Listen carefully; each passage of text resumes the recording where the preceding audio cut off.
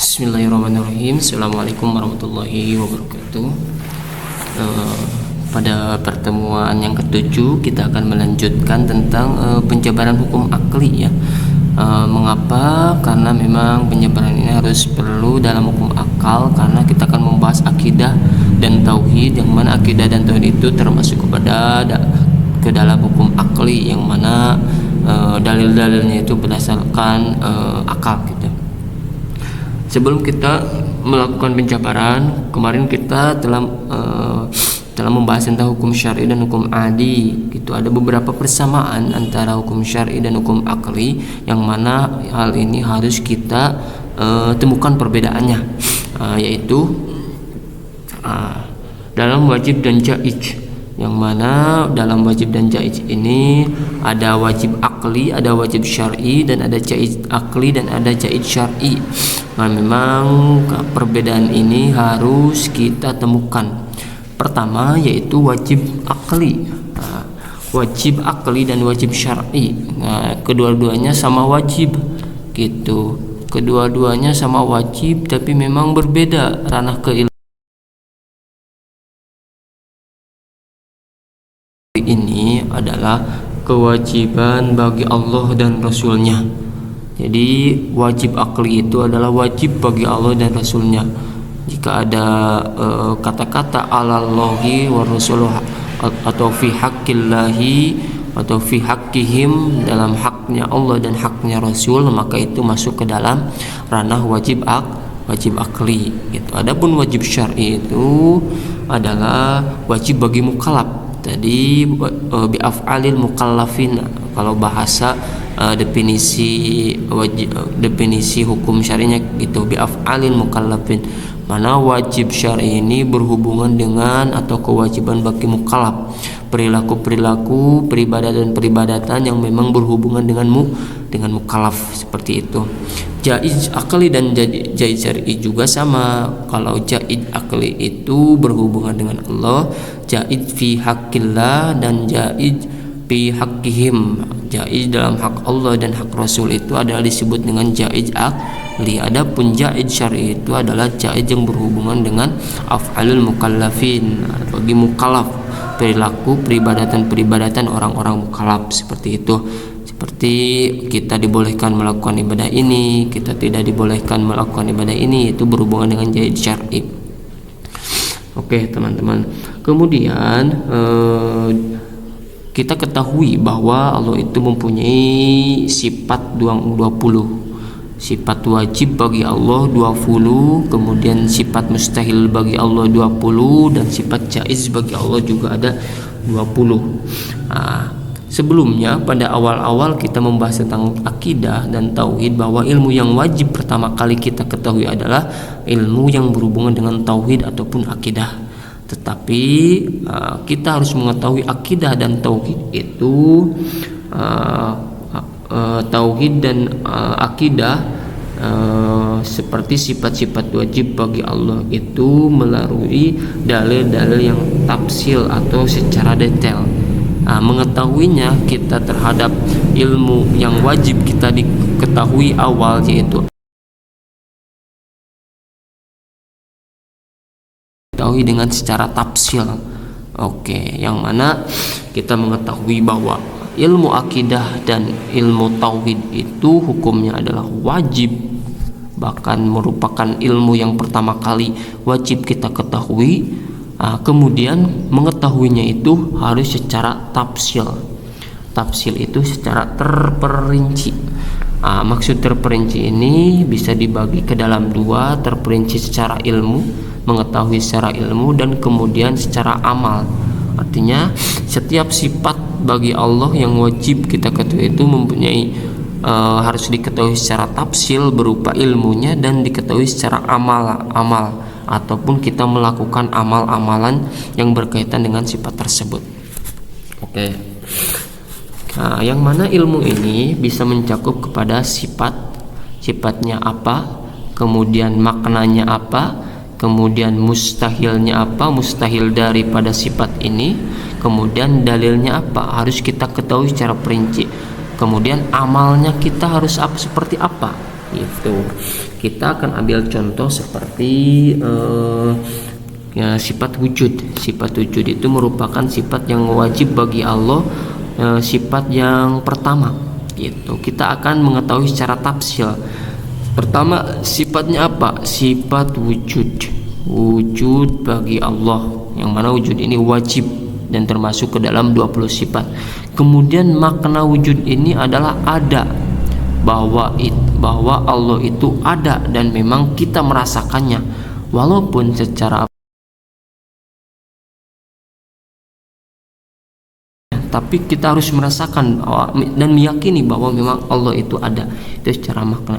Kemudian secara mustahilnya atau kebalikan daripada wujud tersebut adalah Adam. Adam itu tidak ada, bahwa Allah itu tidak ada. Mustahil Allah memiliki sifat ketidakadaan, yaitu Adam.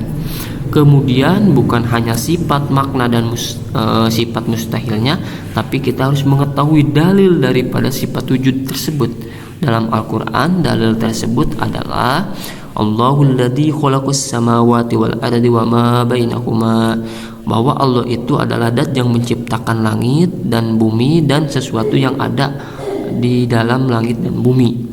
Bahwa memang kita harus meyakini bahwa Allah itu meyakini. Itu dalil kalau dalam Al-Quran dan hadis ini dalil berupa nakli. Berupa nakli. Ada dalil yang berupa akal. Dalil yang berupa akal ini adalah bahwa Allah makhluk itu ada, pasti ada yang menciptakannya. Tidak mungkin atau mustahil makhluk itu ada tanpa ada yang menciptakannya. Maka siapakah zat yang menciptakannya? Maka zat yang menciptakannya ada dalam Al-Quran. Allahul ladzi khalaqas samawati wal ardi wa ma bainahuma. Itu tafsir secara ilmu, mulai sifat, makna, mustahil dan dalilnya. Kemudian sekarang secara amalnya itu adalah supaya ilmu itu sempurna, maka harus dibarengi dengan praktik. Apa praktiknya? Apa praktik dari sifat wujud ini? Ingat bahwa kita harus ingat bahwa Allah pada setiap ciptaannya, Allah lah yang menciptakan makhluk dan wujud. Secara amal kita harus meyakini bahwa makhluk atau yang diciptakan dan maujud atau yang diadakan itu pada hakikatnya diadakan oleh Allah. Hanya Allah lah satu-satunya zat yang tidak ada yang mengadakan, tapi dia adalah zat yang ada sendiri. Kita tidak mengetahui awal dan akhirnya. Awal kapan Allah ada tidak mengetahui, karena memang Allah itu sudah ada. Amal daripada sifat wujud ini bagi kita adalah kita harus meyakini bahwa Allah itu memang ada dan menciptakan sesuatu yang dan menciptakan makhluk dan menciptakan sesuatu yang maujud atau yang ada. Sehingga dengan adanya sifat yang wajib kita ketahui yang ada 20 dan mustahil, dan sifat yang mustahil yang wajib kita ketahui dan juga ada 20, itu menjadi tuduhan terhadap Asy'ariyah dan Maturidiyah. Asy'ariyah dan Maturidiyah menyebutkan bahwa sifat wajib bagi Allah itu adalah 20 dan sifat mustahil bagi Allah itu ada 20. Jadi dibatasi dengan jumlah 20, sehingga ini menjadi tuduhan bagi orang-orang Wahabi tentang Asy'ariyah dan Maturidiyah, bahwa mengatakan bahwa akidah Asy'ariyah dan Maturidiyah itu adalah akidah yang sesat. Mengapa? Karena mereka itu membatasi sifat wajib dan mustahil bagi Allah itu hanya ada 20. Seharusnya sifat wajib bagi Allah itu tidak terbatas. Maka dijawab oleh Asy'ariyah dan Maturidiyah dalam kitab-kitabnya, kitab-kitab ulama yang memang termasuk ke dalam ashab Asy'ariyah dan ashab Maturidiyah, dijelaskan bahwa sifat Allah yang sempurna itu tidak terbatas pada 20. Cuma akal kita itu terbatas untuk mengetahui semua sifat Allah yang tidak terbatas tersebut. Akal tidak akan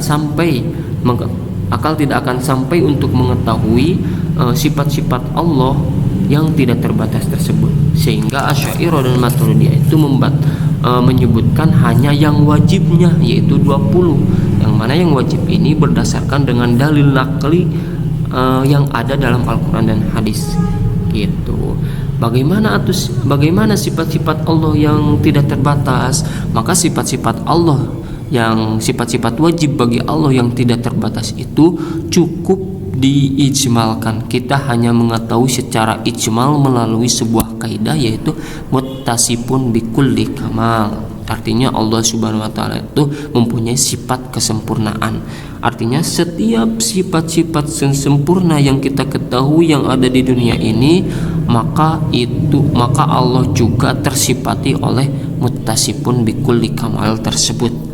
Contoh, jika ada seorang yang namanya Zaid, beliau itu sangat baik, sangat menolong kepada orang lain, sehingga beliau disebut dengan sang penolong atau dijuluki sang penolong, maka Allah juga tersifati. Tapi tersifatinya Allah dengan hal tersebut adalah maha penolong, bahwa Allah itu maha penolong, bukan hanya sang penolong tapi Allah maha penolong.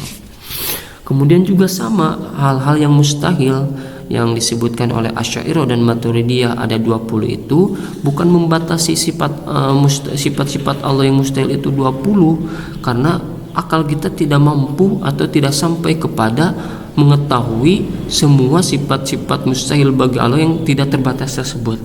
Sehingga Asy'ariyah dan Maturidiyah menyebutkan hanya 20 saja, yang mana kebalikan daripada 20 sifat yang wajib bagi Allah. Maka cukup kita mengetahui sifat-sifat mustahil bagi Allah itu secara ijmal melalui apa? Melalui sebuah kaidah munajjahun an kulli naqsin wa ma khatara bil bali. Artinya Maha Suci Allah dari setiap kekurangan dan dari sesuatu yang muncul dalam pikiran. Bahwa kita harus mensucikan Allah, menghindarkan Allah dari keterbatasan atau dari kekurangan, yang mana kekurangan tersebut dapat terbayangkan oleh akal pikiran kita. Jadi pertama, Allah itu harus dibersihkan dari apa? An kulli naqsin, dari setiap kekurangan. Semua sifat kekurangan yang ada di dunia ini harus kita nafikan, harus kita bersihkan dari diri Allah Subhanahu wa taala. Kemudian wama khotara bil bali, dan Maha Suci Allah dari sesuatu yang muncul dalam pikiran kita, sesuatu yang terpikir oleh kita, Allah itu harus terbebas dari hal tersebut. Itu. Jadi kita mengetahui yang wajib bagi Allah dan yang mustahil bagi Allah itu selain yang 20 itu, maka diketahui secara ijmal melalui dua kaidah ini, muttasifun bikulli kamal dan munajjahun an kulli naqsin wa ma khatara bil ba. Maka cukup kaidah ini akan menafikan hal-hal yang mustahil bagi Allah dan akan memasukkan sifat-sifat yang menjadi sifat kesempurnaan. Itu mungkin penjabaran dari hukum akli, dan contoh-contohnya minggu depan kita akan membahas tentang lanjut kepada sifat wujud, qidam, baqo secara terperinci, secara pembahasan. Saya meminta dukungan kepada teman-teman, mohon untuk di subscribe, komen, like, dan share ke teman-teman supaya channel ini lebih berkembang lagi. Dan barangkali ada teman-teman yang mau mendorong melalui bantuan dana, bisa lewat dana yang saya tulis di deskripsi. Sekian, mudah-mudahan bermanfaat dan menjadi ladang pahala bagi saya. Wallahu muwaffiq ila aqwamit thoriq. Wassalamualaikum warahmatullahi wabarakatuh.